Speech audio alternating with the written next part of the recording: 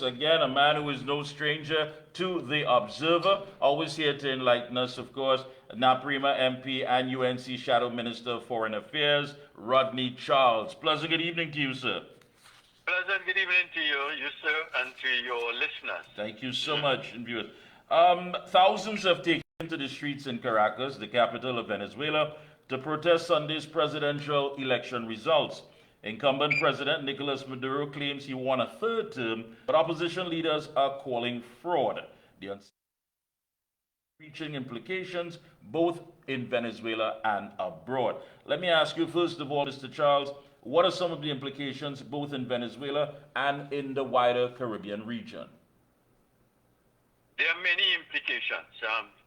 First of all, there are regional implications in terms of what could be characterized as geopolitical instability, where some nations are supporting the Maduro government, others are supporting the opposition, and others are calling for an audit. Let's find out what really has taken place.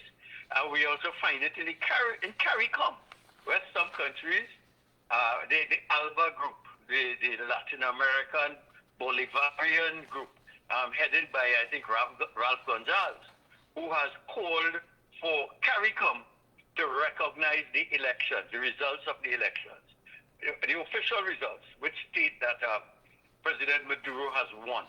There are others in CARICOM, and I suspect Jamaica would be in that grouping, Jamaica and Bahamas, who are saying, we are not satisfied.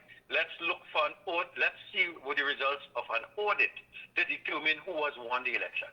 So we have geopolitical instability in the region. We have chaos in Venezuela.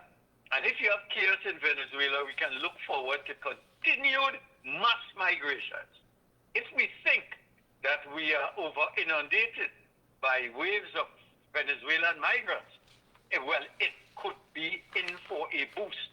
And unless we get our Coast Guard and we get our absorptive capacity to integrate Venezuelans, Trinidad, not only Trinidad, Brazil, that has taken more than 1 million Venezuelans, Colombia has taken significant numbers of Venezuelans. And I'm reading a report today in Associated Press which says that Vice President Harris has to be concerned because migrants are turning up at the U.S. border. And as you know, that is an issue in the American politics that she has to massage in order to win.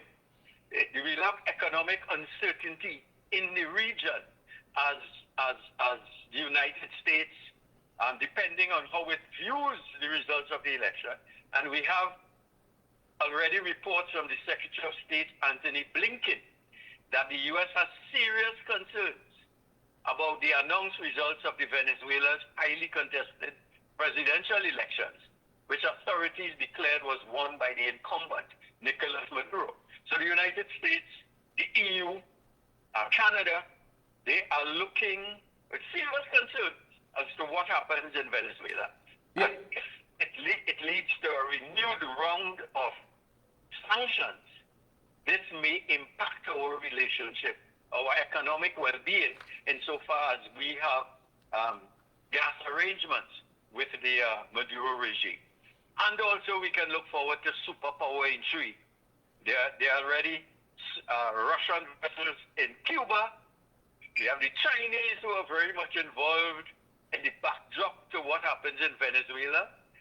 The Russians are active supporters of President Maduro, and also the Iranians are involved closely in several alliances with the Maduro government.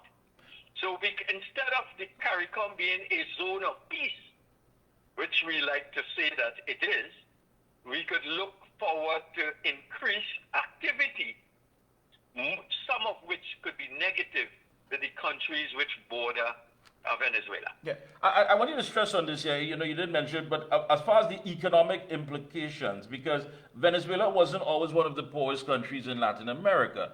So what can we expect? Well, you know, we have cross-border gas arrangements with the Maduro government. That you know, we have a significant shortfall in gas in Trinidad to fuel our economic growth and the Point Lisas industries. And we were hoping that these cross-border gas arrangements would meet in the short to medium term some of the shortfall in our gas supplies, and which in turn would lead to an economic boost to Trinidad and Tobago. We have two concerns with regard to what is taking place that could affect our economic well-being. One is, what happens if the U.S. decides that they are going to be serious with Maduro?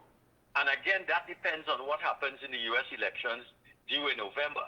If Trump takes over, President Trump, we can look forward to a more robust engagement between Maduro and the U.S. government. So that is one segment of the problem. The other thing we have to be concerned about is what happens if after the audits are done that the opposition takes over the government in Venezuela. Unlikely, but it is possible. Will they honor some of the arrangements that Trinidad and Tobago has made with the Maduro government? Or would they decide to take a new look at these arrangements? And could that affect the timing, the financing, the feasibility of these cross-border arrangements? We also have to look at Guyana. We are significantly involved in leveraging our knowledge and energy and whatnot, and harnessing and working with the Guyanese, which is a booming economy. And if you go to Georgetown, you would see a lot of Trinidadian businesses doing serious work in Guyana. Guyana has a significant interest in what happens, and as Maduro has declared as equal a state of the Venezuelan Territorial. territorial reality. So these are some of the concerns. We will also have the concerns of migration in Trinidad. Can our economy take a further 50,000 Venezuelans in our economy? And will it stretch our capacity to absorb those new citizens? So it is something we have to think about. But what Mr. I think we cannot do is sit by and hope for the best. Yeah, I agree with you on that. But let me ask you, Venezuela has been here before at this point. What makes this time any different? This time is different insofar as it is very possible that the Venezuelan government could collapse.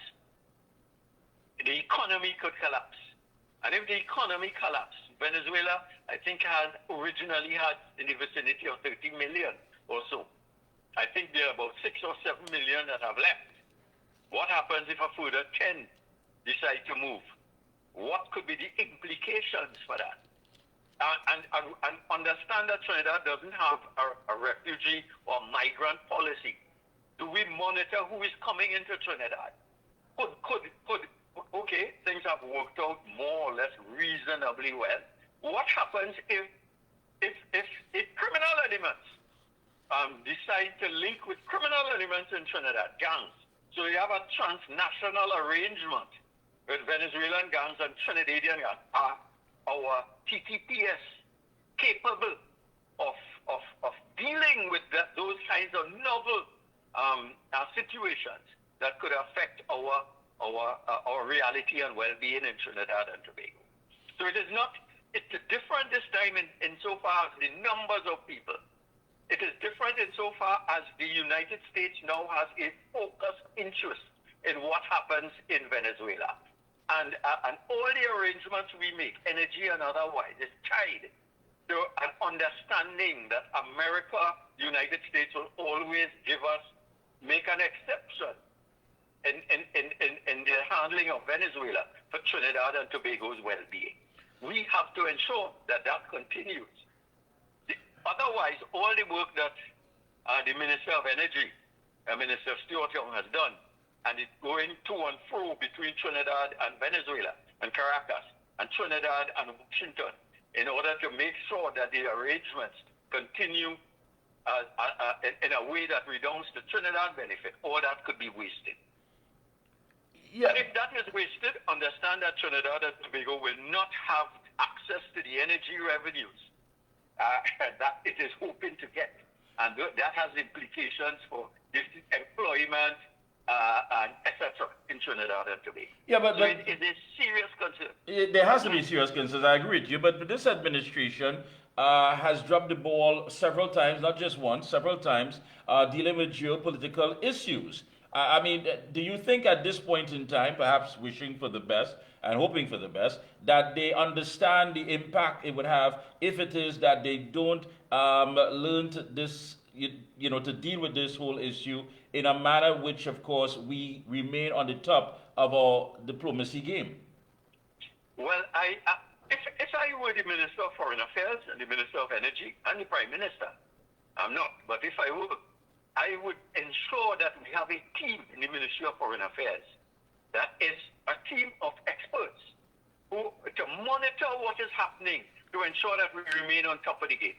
And here how we have to do this. We have to have bilateral conversations with the key players.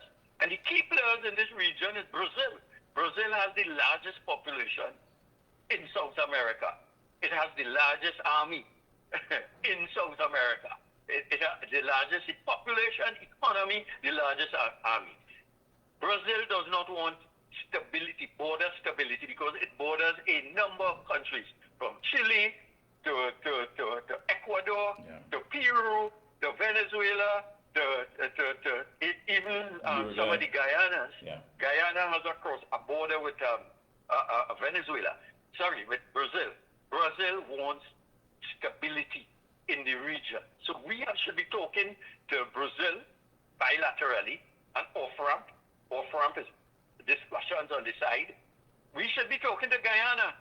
I suspect that Guyana feels that Trinidad and Tobago is more pro Venezuela than it is supportive of a fellow CARICOM state. I could be wrong, and I hope that I am wrong. Yeah, that could be the perception. We should be talking to Guyana.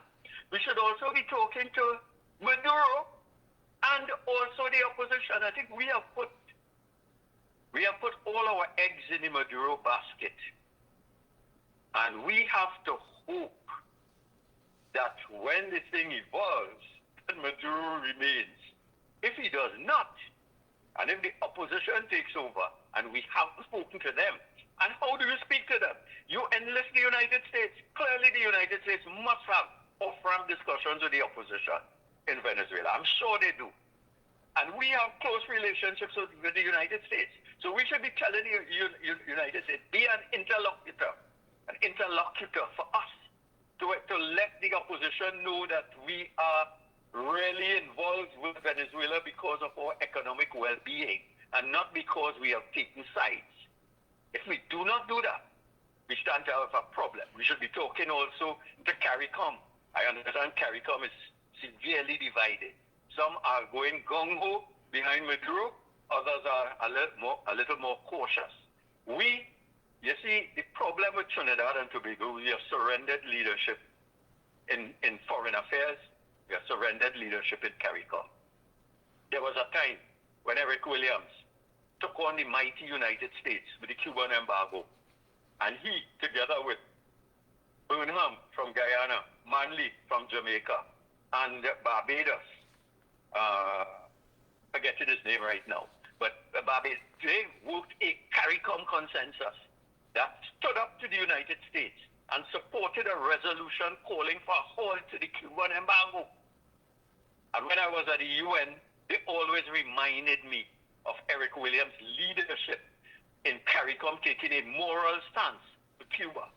We have surrendered leadership in CARICOM to Ralph Gonzalez, to Holness in Jamaica, to Barbados, and Mia Motley. She is seen as the leader in CARICOM. So we cannot massage a CARICOM consensus to deal with the Venezuelan issue that protects Trinidad and Tobago's vital interests. You're right about that. We definitely have to get our act together. I want to ask you this question. What do you say to those who weigh in and talk about along the lines of the imperialists and America, and all of this is engineered by the CIA and U.S. operatives and what have you? What would you say when they weigh in on these matters? That is outdated rhetoric. When I was in university almost 50 years ago, that was the talk. I creo en la cubanización del mundo. I believe in the cubanization of the world. The world has changed, and it favors the nimble, the quick, those who understand geopolitics and who can thread needles and work towards their country's best interest. Yeah, I guess we have to be clear and focused in this Venezuelan issue. What Trinidad and Tobago has probably two major interests in what is taking place in Venezuela. The migration aspect of it that is affecting us, may I say not two, three. The possibility of criminals, trans-border gangs developing that will enhance the capability of gangs in Trinidad and Tobago, and the question of access to Venezuelan gas, particularly in the Manatee, Lauren Manatee, and others, cross-border areas. And I believe you're right about that. On those three things, yeah, we will wake up one day and realize that we are victims of circumstances. Yeah. Venezuela always has imperialistic ambitions. In fact, they see Trinidad and Tobago as part of the geography of Venezuela. Yeah. If you, in my age, you would know that there are times when Venezuelan opposition leaders came to Trinidad to rest out, to seek sanctuary. Let me ask you this. When there were problems in Venezuela. Yeah, let me ask you this finally as we wrap up. I did ask your colleague, of course, Anita Haynes. The Honorable Kamala Persad-Bissessar, political leader of the UNC, says, coming out of this whole issue with the internals, we are all UNC members and there's room for all. Members and supporters of all slates must now move on together for the greater good of the party and ultimately our country. Supporters of both slates must now work together. All anger, any bitterness or hurt should be forgiven. I am UNC first and foremost, and I want to get the PNM out of governance, and I'll do whatever is necessary to make that happen, legally and ethically. My political leaders called for us to bury the hatchet and work together. I'm prepared to do that, but there must be reciprocity. You cannot have a situation where you have meetings and I'm not told. Right? I'm not told. I learned about meetings on Facebook. You cannot have a situation where my releases are totally ignored in terms of the UNC Facebook page. It cannot be that I feel a little uncomfortable when I sit in meetings that I've done some grievous wrong. I've not done any wrong. I've exercised my democratic rights to have a view as to how the UNC should evolve and how it should respond. I am prepared to bury the hatchet, but I'm not prepared to surrender my dignity, first and foremost. But in all, regardless, if I'm ignored, if I'm marginalized, I'm prepared to sit on the sidelines and get on with my life. But rest assured, to all UNC supporters, I remain a member of the United National Congress and will do all in my power, dignity, self-respect, honor, to ensure that we do all in our power to get rid of the People's National Movement. All right. Thank you so much, Mr. Charles. It's been a pleasure as always. Best of luck to you and your entire team, and keep up the good work. Thank you, sir. Thank you so much. Best of luck.